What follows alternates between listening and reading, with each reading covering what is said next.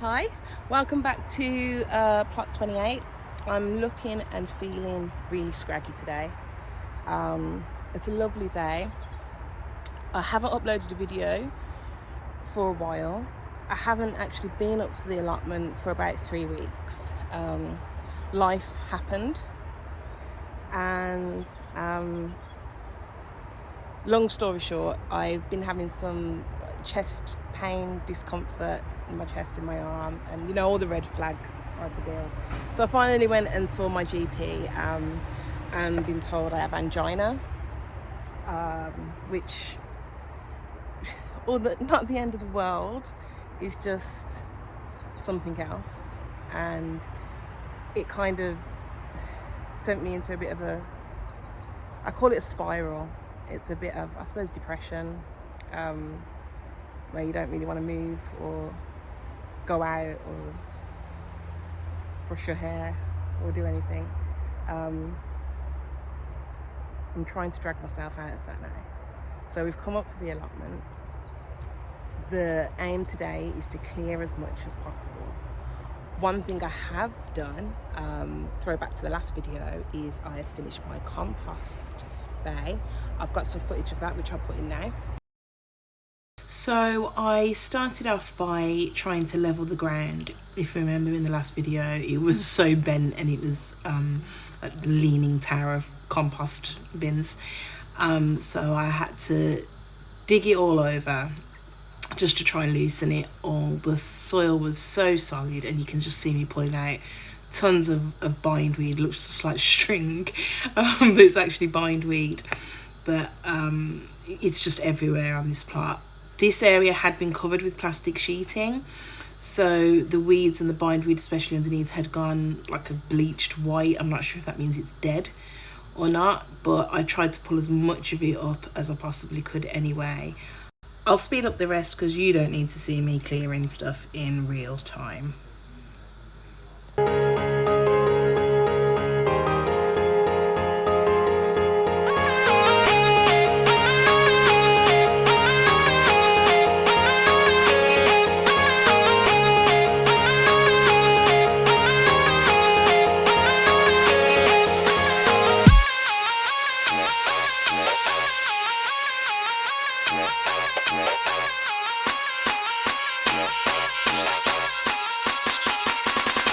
It's a 16 buff in the dark.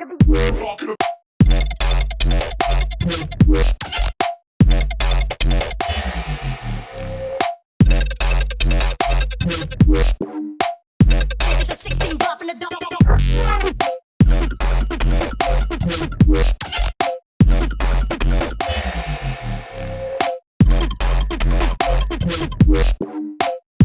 It's a 16.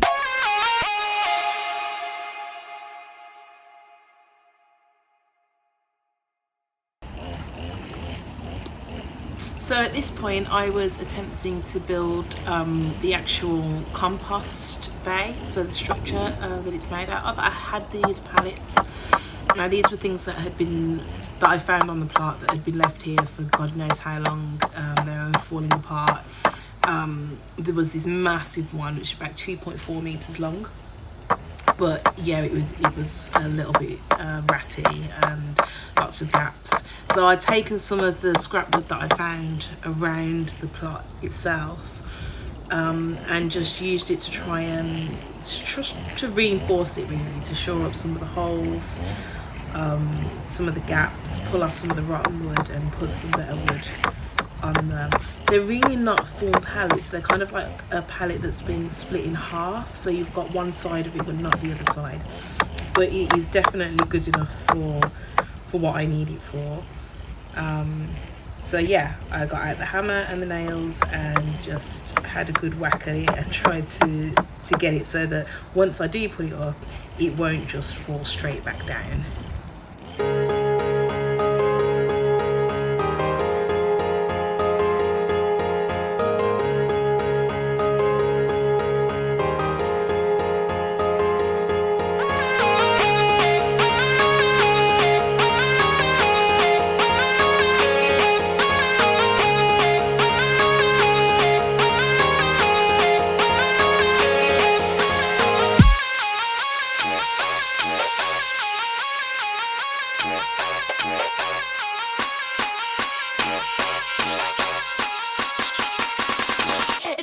bar from the dark.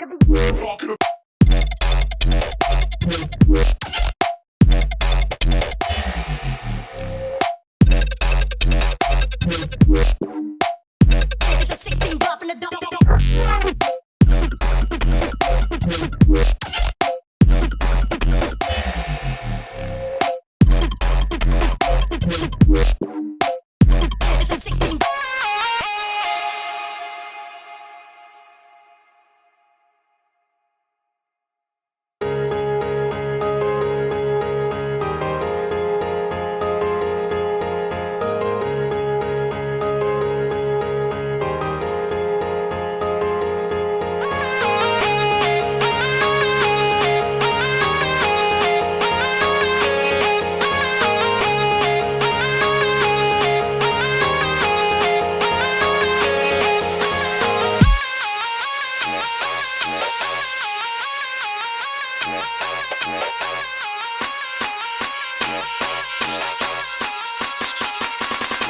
It's a 16 bar from the dark.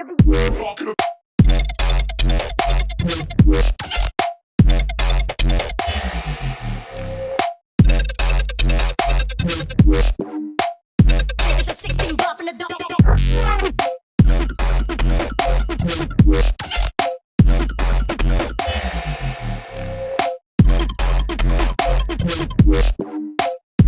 It's a 16 bar.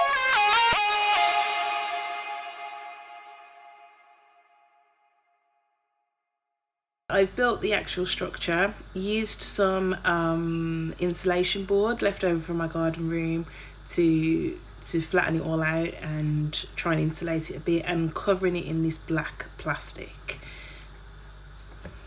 It doesn't look pretty, but hopefully it's going to be functional, and it's a space for me to put all of the compostable material that I clear from the plot. So we are going to start today trimming and see if we can get rid of all these brambles and stuff. So I'll stick you on time lapse and see what we can get done.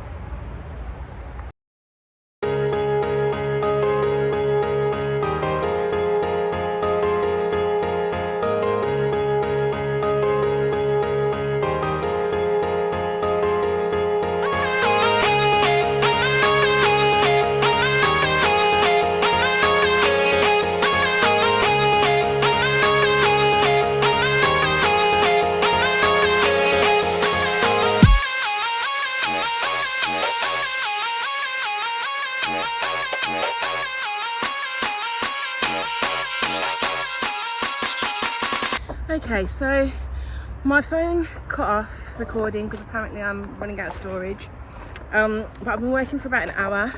I've managed to clear all of that there, which was from here.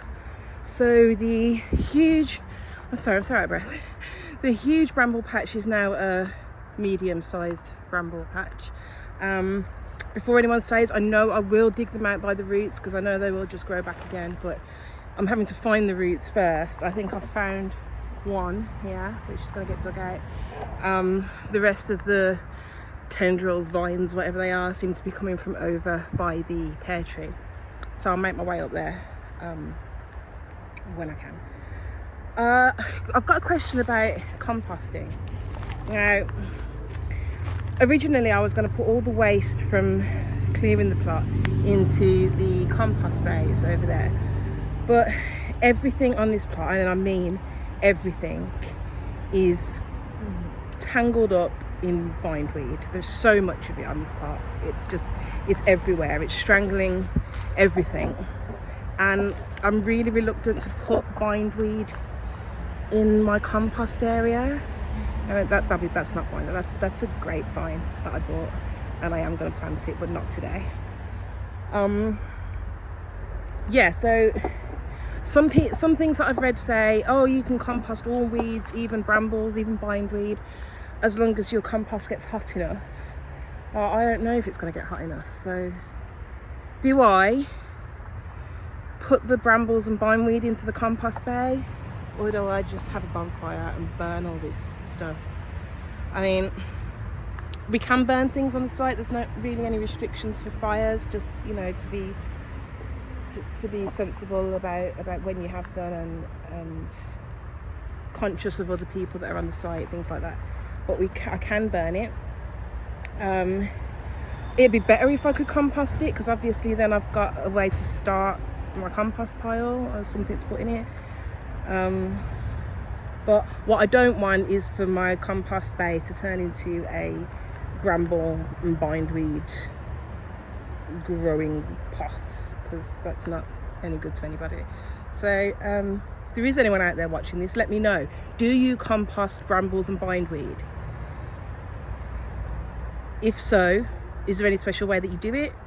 Can I just throw them in? If not, do you burn them? Yeah, let me know, because I can't decide on that. So now this area is starting to look a bit clearer. I think it just doesn't look that much different, but it really is. I can actually walk through here now without falling on my arse. I've covered with some cardboard another one of the beds. I've run out of weed membrane for the path areas, so I will get some more of that when I can. The beds that I did the other week, you can see now the weeds are bindweed again. Bindweed growing all along here, so I'm gonna have to go dig that out. It hasn't actually grown through the cardboard. There were gaps in between the pieces of cardboard that I put down, and it's come through there, or it's kind of like vining over the top. So I'm going to clear all that area. Probably put some more cardboard down in the gaps. I think it has to be really overlapped and no bare earth. I see it's coming through at the back here, where there's nothing covered up. So that all needs to be done. What else have we done today? Oh, another question. I've been making this nettle tea, and I'm not even going to take the lid off it. It's in that bucket over there, and it's absolutely rank. So it stinks like an open sewer. Is that normal? Should I get rid of it? Is that safe to use as fertilizer? It's just nettles in water. I've given it a stir every now and then, but oh my god, the smell of it is the vilest thing I've ever smelled, and that's saying something. So yeah, if anyone has ever made nettle tea and can let me know if it's supposed to smell that bad. Apple tree's still going. I thinned the fruit out on that, because there was lots of like clumps of 5 or even 6 apples growing together, like little tiny ones. We did have a bit of a June drop as well underneath, and I can gather those up and compost those. They don't seem to be doing as well as other people's apples. So this plot over here next to me has got apple trees, and they've got some huge apples growing on theirs. Mine seem a little bit behind, but obviously that tree has been completely neglected and not looked after. So and there are pears. Let's see if I can find some pears on the pear tree. Can you see the pears? Yeah. Pears on the pear tree. Oh, there's one over there. Look at that. They are growing, which is really exciting. Wow, there's loads under here. Is that loads of pears? Do I thin the pears as well? I don't know. So yeah, I've run out of water because I left my other water bottle at home because I'm an idiot. I meant to bring 2 and I only brought them 1, and I drank that in about the first half an hour. So I'm going to call it a day here. I've cleared all that. I'm going to call it a day. There are some things though that I want to show you at home, so I'll come back to you after a short car ride when we're in our back garden.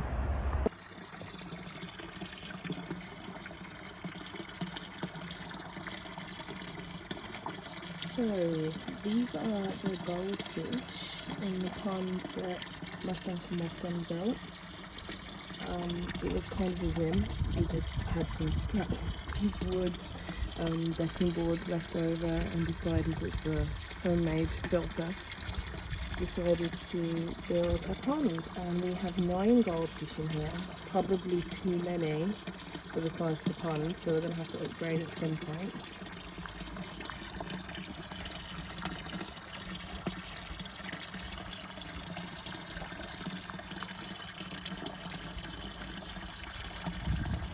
But yeah, they have been spawning, and now I'll take you inside and show you the result of that.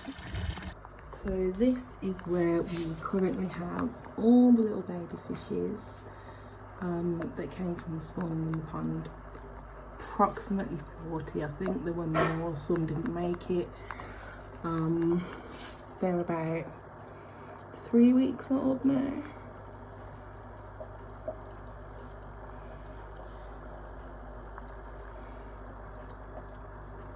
There we go. Little focus.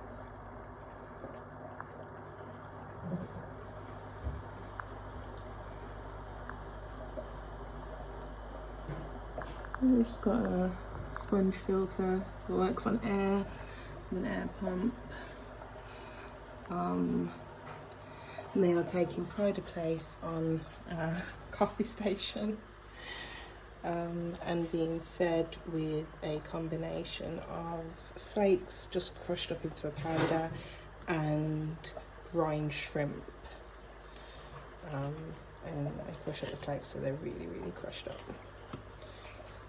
2 water changes a day, about 75% of the water because they are messy. No idea what I'm going to do with them once they're too big for in here. This is Bella sunning herself in a catio which I built at the start of the year. It doesn't have much in it at the moment other than a bit of a ramp, some shelves. She gets out from the window, some artificial grass down there. But she likes having an outside space. We've got some solar lights at the top which light it up really nice of an evening. She's an indoor cat because I don't want her getting run over or killing all the local wildlife. So it's nice for her to have a outdoor space where she can come and sun herself. And we'll get some more toys in there as well eventually. Okay, this is the outdoor sectional that I built. It's all made out of 2x4s, so is the table. That was just leftover stuff. And in the process of making cushions for it, because when I priced up what it would be to have cushions made the right size, it was coming up to between £800 and £900 just for the cushions.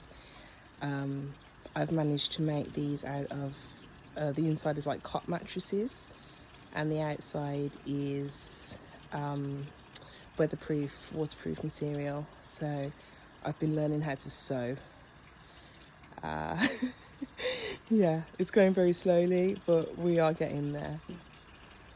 Okay, this is what I'm really pleased about. This was a haul of wood that I got off Facebook Marketplace. Yeah, it's very naily. There's some bits that need to be cut off and all the nails will need to be pulled out, but it was completely free other than the petrol that it took to go down and get it, and it was very local to me. So they're all 2x3s, there's a couple of 2x4s, and we've also got some cladding, quite a bit of that cladding as well. So I'm going to be sorting all this out and hopefully it will help build my greenhouse.